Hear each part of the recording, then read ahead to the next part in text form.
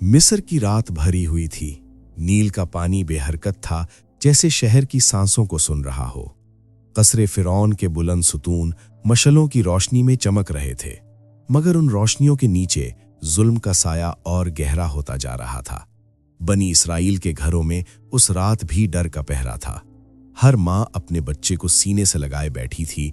हर बाप को खौफ था कि सुबह तक उसका घर सलामत रहे या नहीं। ये वो कौम थी जो जिंदा थी लेकिन आज़ादी के बगैर, सांस लेती थी मगर अपनी मर्जी के बगैर। और इस जुल्मत के बीच अल्लाह का फैसला चुपके चुपके अपनी मंजिल की तरफ बढ़ रहा था। इसी मिस्र में एक दिन पहले भी ऐसा ही खौफ था, जब फिरौन ने ख्वाब देखा था। उस ख्वाब ने उसके तख्त को हिला दिया था। उसे बताया गया कि बनी इसराइल में एक लड़का पैदा होगा जो उसकी सल्तनत को खत्म कर देगा। उस दिन से मिस्र के कूचे खून से रंगने लगे। हर नया पैदा होने वाला बेटा कत्ल कर दिया जाता। माँओं की चीखें, बच्चों की खामोशी और सिपाहियों के कदमों की आवाज शहर की पहचान बन गई। लेकिन अल्लाह का कानून ये है कि जब वो किसी चीज का इरादा कर लेता है तो दुनिया की कोई ताकत उसे रोक नहीं सकती। इसी जुल्म के दौर में एक माँ ने अपने बच्चे को अल्लाह के हवाले कर दिया। उसका दिल कांप रहा था, हाथ लरज रहे थे, लेकिन यकीन उस खौफ से ज्यादा मजबूत था। उसने अपने बेटे को टोकरी में रखा और नील के हवाले कर दिया। पानी उस बच्चे को लेकर चला और किस्मत उसे सीधा फिरौन के कसर तक ले आई। जिस घर से खून का हुक्म निकलता था, वही घर अल्लाह के पैगंबर की परवरिश का जरिया बना। ये मूसा अलैहिस्सलाम थे, जिन्हें दुश्मन के घर में रहकर दुश्मन के तकब्बुर को तोड़ना था। वक्त गुजरता गया, मूसा अलैहिस्सलाम जवान हुए। उनकी आंखों में सच्चाई थी, दिल में दर्द और रूह में बेचैनी। वो मिस्र के शहर में चलते तो बनी इसराइल की जिल्लत उन्हें चुप थी। एक दिन उन्होंने देखा कि एक मिस्री सिपाही एक बनी इसराइली पर जुल्म कर रहा है। मूसा अलैहिस्सलाम का सब्र टूट गया। उन्होंने एक मुक्का मारा और किस्मत का फैसला ये हुआ कि सिपाही मर गया। ये वो लम्हा था जहां से मूसा की जिंदगी का इम्तिहान शुरू हुआ। फिरौन के शहर में रहना अब मुमकिन नहीं रहा। मूसा अलैहिस्सलाम मिस्र से निकल गए, तन्हा, बेसरो सामान, सिर्फ अल्लाह पर भरोसा लिए हुए। मदियन की जमीन पर मूसा अलैहिस्सलाम ने सुकून का कुछ अरसा देखा, मगर असल जिम्मेदारी अभी बाकी थी। एक रात जब वो आग की तलाश में थे तो तूर के पहाड़ पर अल्लाह ने उन्हें पुकारा। ये वो लम्हा था जब एक भागे हुए शख्स को रसूल बना दिया गया। अल्लाह ने मूसा अलैहिस्सलाम को हुक्म दिया कि फिरौन के पास जाओ, उसे अल्लाह का पैगाम दो। मूसा का दिल भारी जिम्मेदारी से लरज उठा। उन्होंने अपनी कमजोरी का इजहार किया, अपनी जबान की गिरह का जिक्र किया, मगर अल्लाह ने उन्हें तसल्ली दी। हर पैगंबर की तरह मूसा का इम्तिहान भी उस जगह से शुरू हुआ जहां खौफ सबसे ज्यादा था।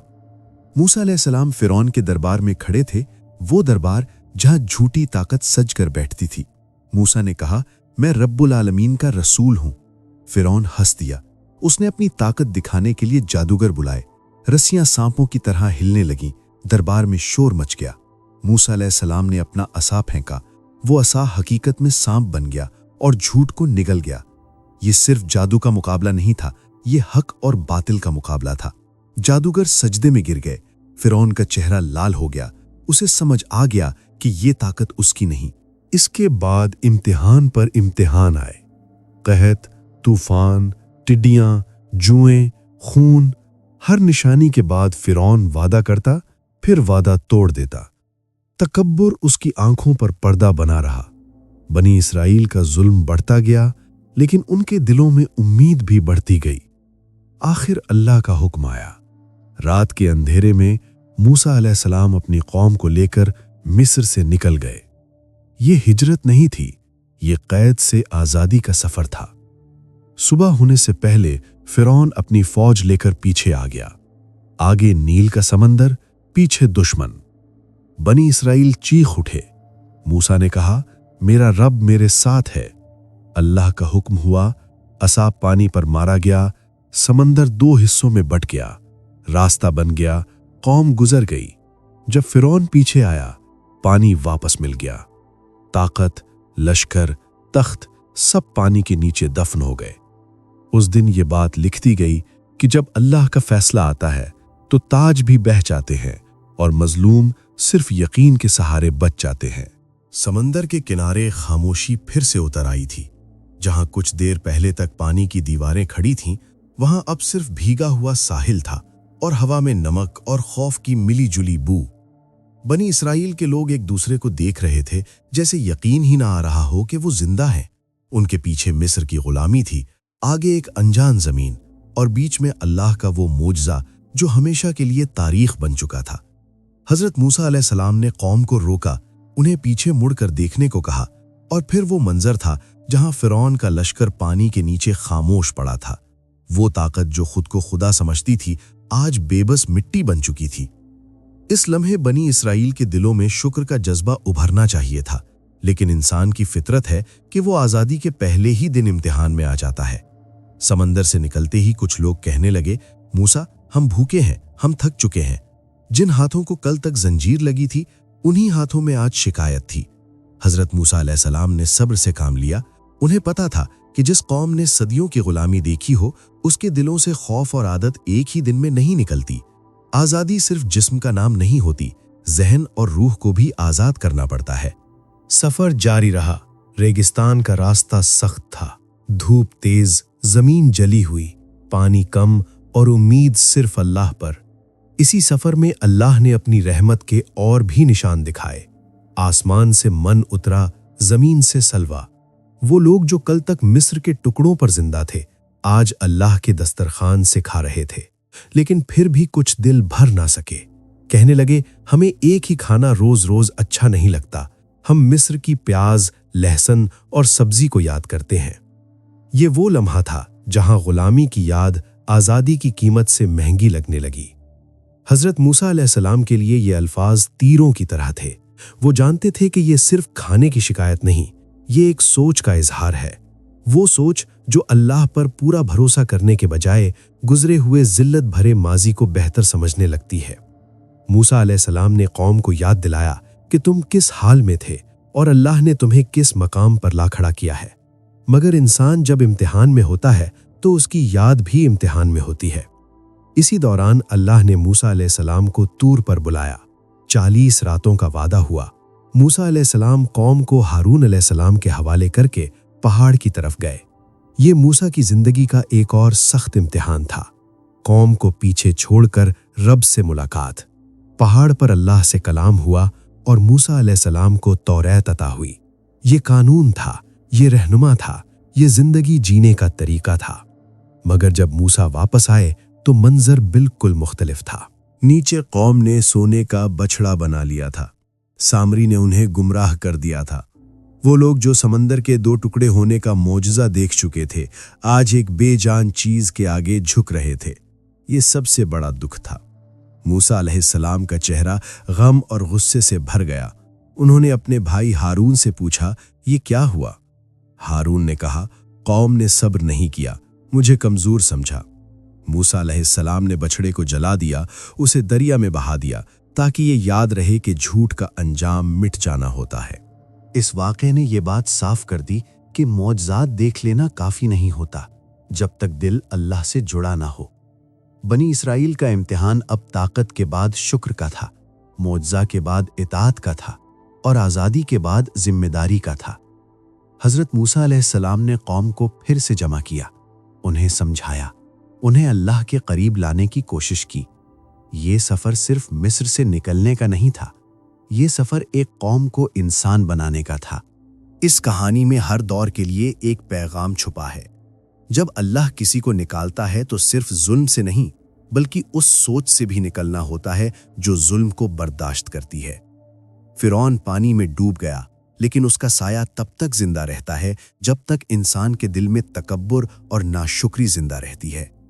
हजरत मूसा अलैहिस्सलाम का इम्तिहान यहीं ख़त्म नहीं होता, लेकिन यहाँ से ये वाज़े हो जाता है कि अल्लाह की मदद तब आती है जब बंदा आखिरी हद तक आ जाए, और फिर अल्लाह उसे वहाँ से निकालता है जहाँ से निकलना इंसान के लिए नामुमकिन होता है। रेगिस्तान की रात सख्त होती है। दिन की जली हुई ज़मीन रात को भी अपनी गर्मी संभाले रखती है और आसमान इतना करीब महसूस होता है जैसे सितारे इंसान के सर के ऊपर झुकाए हों। इसी रेगिस्तान में बनी इसराइल अपना सफ़र जारी रखे हुए थे। मिस्र पीछे रह चुका था, فرعون کا خوف بھی، مگر دلوں کے اندر ایک اور جنگ چل رہی تھی۔ یہ جنگ باہر کے دشمن سے نہیں، اندر کی کمزوری سے تھی۔ حضرت موسیٰ علیہ السلام اس جنگ کو سمجھتے تھے۔ انہیں پتا تھا کہ قوم کو زمین سے پہلے ذہن کی فتح چاہیے۔ سفر کے دوران جب بھی کوئی مشکل آتی، قوم کا ایک حصہ فوراً شکایت پر اتر آتا۔ کبھی پانی کم لگتا، کبھی راستہ لمبا۔ یہ وہی لوگ تھے جنہوں نے اپنی آنکھوں سے اللہ کی قدرت دیکھی تھی، مگر اب بھی ان کا یقین پوری طرح جم نہیں پایا تھا۔ موسیٰ علیہ السلام جب انہیں سمجھاتے تو ان کی آواز میں نرمی ہوتی، لیکن دل میں درد۔ وہ جانتے تھے کہ اللہ نے اس قوم کو خاص مقصد کے لیے چنا ہے، مگر اس چننے کے ساتھ امتحان بھی زیادہ ہوتا ہے۔ اسی سفر میں ایک اور امتحان سامنے آیا، جب انہیں ایک قوم ملی جو اپنے بتوں کی پوجا کر رہی تھی، تو بنی اسرائیل میں سے کچھ لوگ کہنے لگے، موسیٰ، ہمارے لیے بھی کوئی ایسا معبود بنا دو جیسے ان کا ہے۔ یہ سن کر موسیٰ علیہ السلام کا دل کانپ اٹھا۔ وہ بولے، تم کس قدر نادان ہو؟ کیا تم اس اللہ کو چھوڑ دو گے جس نے تمہیں سمندر سے گزار دیا، صرف ایک بے جان چیز کے لیے؟ یہ سوال صرف اس وقت کے لوگوں کے لیے نہیں تھا، یہ ہر دور کے انسان کے لیے ہے، جب وہ اللہ کی رحمت کو چھوڑ کر نظر آنے والی چیزوں کے پیچھے بھاگتا ہے۔ اللہ کا قانون یہ ہے کہ جب وہ کسی قوم کو اوپر اٹھاتا ہے تو اسے قانون بھی دیتا ہے۔ تورات صرف احکام کا مجموعہ نہیں تھی، یہ زندگی کو سیدھی راہ پر لانے کا نظام تھا۔ موسیٰ علیہ السلام قوم کو بتاتے تھے کہ اللہ نے تمہیں صرف آزاد نہیں کیا بلکہ ذمہ دار بھی بنایا ہے۔ تمہاری زندگی کا ہر قدم اب اللہ کے قانون کے مطابق ہونا چاہیے۔ مگر جن لوگوں نے صدیوں تک صرف حکم ماننا سیکھا ہو، ان کے لیے قانون سمجھنا اور اپنانا مشکل ہوتا ہے۔ اس مشکل کا اظہار اس وقت ہوا جب انہیں مقدس زمین میں داخل ہونے کا حکم ملا، وہ زمین جہاں ظلم کی حکمرانی تھی، جہاں قبیلے طاقتور تھے۔ موسیٰ علیہ السلام نے کہا، آگے بڑھو، اللہ تمہارے ساتھ ہے۔ لیکن قوم نے کہا، تم اور تمہارا رب جاؤ اور لڑو، ہم یہیں بیٹھے ہیں۔ یہ الفاظ صرف ڈر کا اظہار نہیں تھے، یہ اس غلامی کی نشانی تھے جو ابھی تک ان کے دلوں سے نہیں نکلی تھی۔ انہیں آزادی تو مل چکی تھی، مگر ہمت ابھی تک قید میں تھی۔ اس انکار کا نتیجہ سخت تھا۔ اللہ نے فرمایا کہ پھر یہ زمین تم پر 40 سال کے لیے حرام ہے، ریگستان ہی تمہارا گھر ہوگا۔ یہ عذاب نہیں تھا، یہ تربیت تھی۔ ایک ایسی نسل تیار کرنی تھی جو غلامی کے نشانوں کے بغیر پیدا ہو، جو صرف اللہ پر بھروسہ کرنا جانتی ہو۔ حضرت موسیٰ علیہ السلام اس فیصلے پر غمگین ہوئے، مگر وہ اللہ کے فیصلے کو جانتے تھے۔ انہوں نے صبر کیا اور قوم کے ساتھ رہ کر اس سخت سفر کو جاری رکھا۔ ان 40 سالوں میں بہت کچھ ہوا۔ نئی نسل پیدا ہوئی، پرانی نسل ختم ہوتی چلی گئی۔ اللہ نے اپنی رحمت کے سلسلے جاری رکھے۔ باگھل کا سایہ، من اور سلوہ، پانی کے چشمے، ہر چیز یاد دلاتی تھی کہ رب ان کے ساتھ ہے، مگر ساتھ ہی یہ بھی یاد دلایا جا رہا تھا کہ ناشکری انسان کو پھر سے نیچے گرا دیتی ہے۔ موسیٰ علیہ السلام ہر دن قوم کو یاد دلاتے، تمہارا دشمن صرف باہر نہیں، تمہارے اندر بھی ہے۔ یہ کہانی صرف ایک قوم کی نہیں، یہ ہر اس انسان کی کہانی ہے جو اللہ سے مدد چاہتا ہے لیکن اپنی عادتوں کو چھوڑنا نہیں چاہتا۔ فرعون کے ڈوبنے کے بعد بھی اس کی سوچ زندہ رہ سکتی ہے اگر انسان اپنی خواہش کو رب کے حکم سے اوپر رکھ لے۔ حضرت موسیٰ علیہ السلام کا امتحان یہ تھا کہ وہ ایک قوم کو صرف منزل تک نہیں بلکہ منزل کے لائق بنائے، اور یہ امتحان سب سے مشکل ہوتا ہے۔ ریگستان کے دن اور رات ایک جیسے لگنے لگے تھے۔ سورج جب نکلتا تو لگتا جیسے زمین کو جلا دے گا، اور جب ڈوبتا تو ٹھنڈ اور تنہائی دل میں اتر جاتی۔ ان 40 سالوں کا سفر صرف قدم چلنے کا سفر نہیں تھا، یہ ایک قوم کی دوبارہ تشکیل کا سفر تھا۔ حضرت موسیٰ علیہ السلام ہر روز اپنی قوم کے درمیان رہتے، ان کے سوالات سنتے، ان کی شکایتیں برداشت کرتے، اور پھر بھی ان کے لیے دعا کرتے۔ یہ آسان کام نہیں تھا۔ ہر نبی کا سب سے بڑا امتحان اس کی قوم ہوتی ہے، اور موسیٰ علیہ السلام اس امتحان کے ہر پہلو سے گزرے۔ بنی اسرائیل میں اب 2 قسم کے لوگ واضح ہو چکے تھے۔ ایک وہ جو اللہ کی باتوں کو دل سے سنتے، جو ہر مشکل میں صبر اور توکل اختیار کرتے، اور دوسرے وہ جو ہر امتحان کو سزا سمجھتے، جو ہر حکم پر سوال اٹھاتے اور ہر مشکل کا ذمہ دار موسیٰ علیہ السلام کو ٹھہراتے۔ کبھی کہتے، تم ہمیں مصر سے نکال کر یہاں مرنے کے لیے لے آئے ہو، کبھی کہتے، تمہاری وجہ سے ہم پر یہ سختی آئی ہے۔ موسیٰ علیہ السلام ان الفاظ کو اپنے دل پر بوجھ بنا کر نہیں رکھتے تھے، بلکہ انہیں اللہ کے سامنے رکھ دیتے تھے۔ اسی دور میں ایک اور اہم واقعہ پیش آیا۔ قوم میں ایک قتل ہو گیا اور قاتل کا پتہ نہیں چل رہا تھا۔ لوگ ایک دوسرے پر الزام لگانے لگے۔ اللہ نے حکم دیا کہ ایک گائے ذبح کی جائے اور اس کا گوشت اس میت کو لگایا جائے۔ یہ حکم سیدھا تھا، مگر قوم نے اسے مشکل بنا لیا۔ سوال پر سوال، رنگ، عمر، کام، ہر سوال کے ساتھ حکم سخت ہوتا گیا۔ آخر کار گائے ذبح ہوئی اور سچ سامنے آ گیا۔ اس واقعہ نے یہ سبق دیا کہ جب اللہ کوئی حکم دیتا ہے تو اسے مان لینا چاہیے، ورنہ سوالات ہی انسان کو مشکل میں ڈال دیتے ہیں۔ حضرت موسیٰ علیہ السلام یہ سب دیکھ کر سمجھ گئے تھے کہ اس قوم کا اصل مسئلہ علم کی کمی نہیں، یقین کی کمی ہے۔ علم تو انہیں مل رہا تھا، معجزات بھی دیکھ رہے تھے، لیکن دلوں کی زمین ابھی تک سخت تھی۔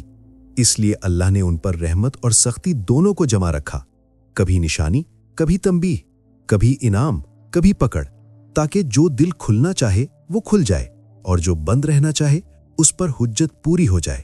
انہی سالوں میں موسیٰ علیہ السلام کا اپنا امتحان بھی بڑھتا گیا۔ وہ صرف رہنما نہیں تھے، وہ قاضی بھی تھے، معلم بھی، اور قوم کے لیے باپ جیسا بھی۔ ہر مسئلہ ان کے پاس آتا، ہر فیصلے کا بوجھ ان کے کندھوں پر ہوتا۔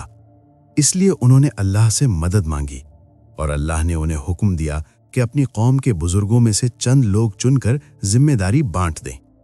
یہ بھی ایک سبق تھا کہ رہنما اکیلا سب کچھ نہیں کر سکتا جب تک نظام اور ذمہ داری تقسیم نہ ہو۔ ریگستان میں وقت دھیرے چلتا ہے، لیکن اثر گہرا چھوڑتا ہے۔ جو بچے یہاں پیدا ہوئے تھے انہوں نے مصر کی ذلت نہیں دیکھی تھی، ان کے لیے آزادی فطرت تھی۔ یہ وہ نسل تھی جس کے لیے 40 سال کا سفر ضروری تھا۔ حضرت موسیٰ علیہ السلام جب ان جوانوں کو دیکھتے تو ان کے دل میں امید پیدا ہوتی۔ یہ لوگ سوال کم کرتے تھے، عمل زیادہ۔ یہ اللہ پر بھروسہ رکھتے تھے، اپنی طاقت پر کم اور رب کی مدد پر زیادہ۔ اس دوران بھی موسیٰ علیہ السلام قوم کو یاد دلاتے رہتے کہ اصلی دشمن کون ہے، نہ صرف باہر کے قبیلے بلکہ اندر کا تکبر، ناشکری اور خود پسندی۔ وہ کہتے تھے کہ جب انسان اپنی کامیابی کو اپنی محنت سمجھنے لگتا ہے، وہیں سے اس کا زوال شروع ہوتا ہے۔ یہ بات صرف اس وقت کے لیے نہیں تھی، یہ ہر دور کے لیے ہے۔ ہر قوم جب اپنی قدرت کو بھول کر اپنے آپ کو سب کچھ سمجھنے لگتی ہے تو اللہ اسے یاد دلاتا ہے کہ اصلی مالک کون ہے۔ حضرت موسیٰ علیہ السلام کی کہانی یہیں پر بھی ختم نہیں ہوتی، لیکن یہاں ایک بات واضح ہو جاتی ہے۔ اللہ کسی قوم کو صرف نکال کر چھوڑ نہیں دیتا، وہ اسے تربیت دیتا ہے، اسے گراتا ہے، اٹھاتا ہے، تاکہ جب وہ منزل پر پہنچے تو صرف آزاد ہی نہ ہو بلکہ قابل بھی ہو۔ ریگستان کا سفر دراصل دلوں کا سفر تھا، اور اس سفر میں جو کامیاب ہو گیا وہی آگے چل کر اللہ کی مدد کا حقدار بنا۔ وقت اپنا دائرہ پورا کر رہا تھا۔ ریگستان کی وہ نسل جو یہیں پیدا ہوئی تھی اب جوان ہو چکی تھی۔ ان کے چہروں پر غلامی کی یادیں نہیں تھیں بلکہ یقین کی روشنی تھی۔ حضرت موسیٰ علیہ السلام اس تبدیلی کو محسوس کر رہے تھے۔ انہیں پتا تھا کہ اللہ کا وعدہ قریب ہے، لیکن ان کی اپنی زندگی کا سفر آخری موڑ پر آ چکا ہے۔ ہر نبی کی طرح ان کا بھی امتحان یہیں پر مکمل ہونا تھا، منزل سے تھوڑا پہلے۔ ایک دن موسیٰ علیہ السلام نے اپنی قوم کو جمع کیا۔ ان کی آواز میں وہی نرمی تھی، وہی درد، لیکن آج الفاظ میں ایک الگ وزن تھا۔ انہوں نے انہیں یاد دلایا کہ اللہ نے ان پر کتنی رحمت کی، کیسے انہیں فرعون کے ظلم سے نکالا، کیسے سمندر کو چیر کر راستہ دیا، کیسے ریگستان میں رزق عطا کیا۔ پھر انہوں نے کہا کہ یاد رکھنا، تمہاری کامیابی تمہاری تعداد میں نہیں، تمہارے ایمان میں ہے۔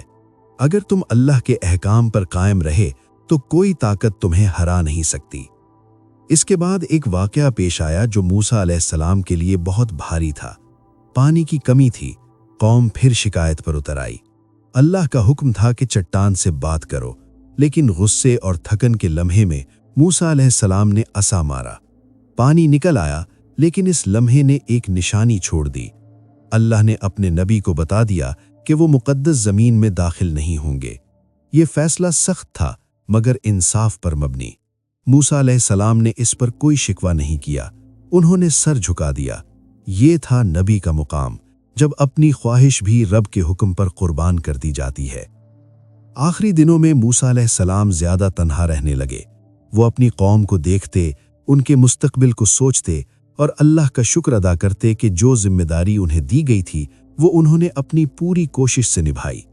उन्हें ये गम था कि वो मंजिल नहीं देखेंगे, लेकिन ये सुकून भी था कि कौम अब तैयार है। हर रहनुमा के लिए यही काफ़ी होता है। फिर वो दिन आया जब मूसा अलैहिस्सलाम को अपने रब से मुलाकात का इशारा मिला। रेगिस्तान की खामोशी उस दिन कुछ और ही थी, जैसे हवा भी धीरे चल रही हो। मूसा अलैहिस्सलाम एक पहाड़ के करीब गए जहां से मुकद्दस जमीन नजर आती थी। उन्होंने बस इतना कहा, या रब, मैंने पैगाम पहुंचा दिया, अब फैसला तेरा है। फिर उनकी रूह उस रब की तरफ लौट गई जिसके लिए उन्होंने अपनी पूरी जिंदगी गुजार दी। हजरत मूसा अलैहिस्सलाम के बाद भी उनका पैगाम जिंदा रहा। ये पैगाम था कि जुल्म चाहे कितना ही मजबूत क्यों ना हो, अल्लाह के सामने कुछ नहीं। फिरौन अपने लश्कर के साथ डूब गया, लेकिन उसकी कहानी क़यामत तक सुनाई जाती रहेगी। बनी इसराइल को मंजिल मिली, लेकिन सिर्फ इसलिए कि उन्हें रेगिस्तान में तरबियत दी गई। ये कहानी सिर्फ एक कौम की नहीं, हर उस इंसान की है जो मुश्किल में अल्लाह को याद करता है और फिर आसानी में उसे भूल जाता है। इस कहानी का खुला पैगाम ये है कि अल्लाह के फैसले देर से आते हुए लग सकते हैं, मगर गलत नहीं होते। जब बंदा आखिरी हद तक पहुंच जाता है, जब हर दरवाजा बंद नजर आता है, तब अल्लाह अपना रास्ता खोलता है। समंदर फट जाता है, चट्टान से पानी निकल आता है और ताकतवर जमीन के नीचे चला जाता है। लेकिन ये सब सिर्फ उनके लिए होता है जो इम्तिहान के दौर में भी यकीन नहीं छोड़ते। हजरत मूसा अलैहिस्सलाम और मिस्र से निकलने का सफर ये सिखाता है कि आज़ादी सिर्फ जंजीर टूटने का नाम नहीं, बल्कि नफ्स की गुलामी से निकलने का नाम है। जब तक इंसान अपने अंदर के फिरौन को नहीं डुबोता, तब तक कोई समंदर पूरी तरह नहीं फटता। ये कहानी आज भी जिंदा है, इसलिए कि आज भी दुनिया फिरौनों से भरी हुई है और आज भी अल्लाह के बंदे इम्तिहान में हैं। फैसला हर दौर में वही है, अल्लाह के साथ रहना, चाहे रास्ता कितना ही मुश्किल क्यों ना हो।